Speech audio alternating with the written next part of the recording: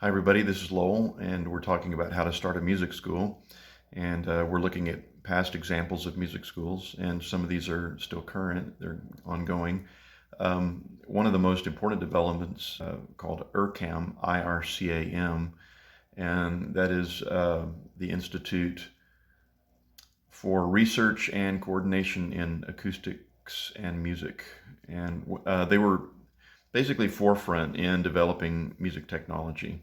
And I really appreciate their contribution to the musical world, the early beginnings of what became known as Max MSP, which was later integrated by Ableton, was very forefront in terms of creating manipulative aspects of putting music together with video and coordinating time code and that type of thing with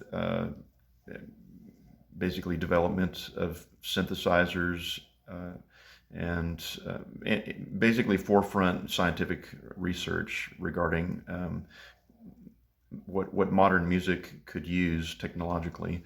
And so what we can gather and glean from that as a music school is that it's important for you as a leader of a school to continue to be on the forefront of the developments of the craft or the art of music.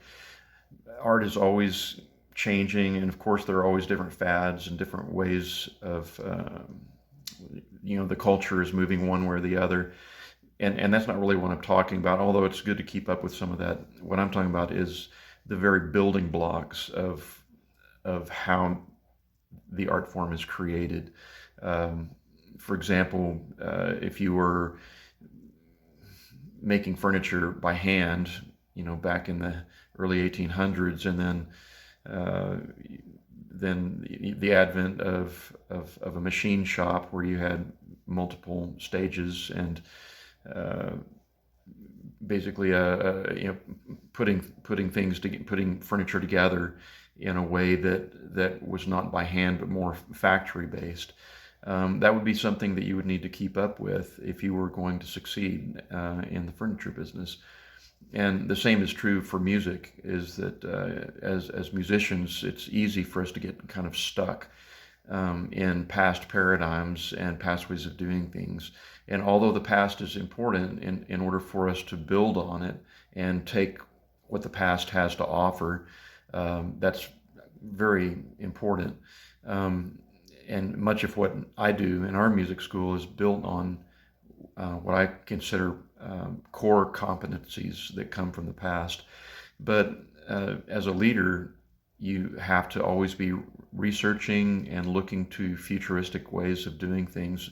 That way you can help your students prepare for those things. You can help navigate because life is always changing, art is always changing, culture is always changing. And so the best way to prepare students for what may come down the road, nobody knows, exactly what's going to happen, but you can prepare the student by doing two things: by looking to very basic core skills that are centuries old, but then also at the same time looking forward to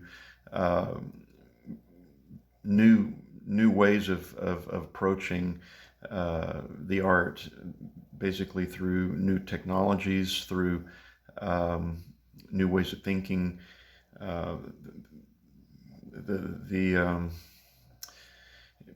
There are many elements that come together to make a futuristic view, but to make sure that you're always reading and researching and keeping up with what are the upcoming forefront building blocks, not the fads, but the building blocks of where the art form is going.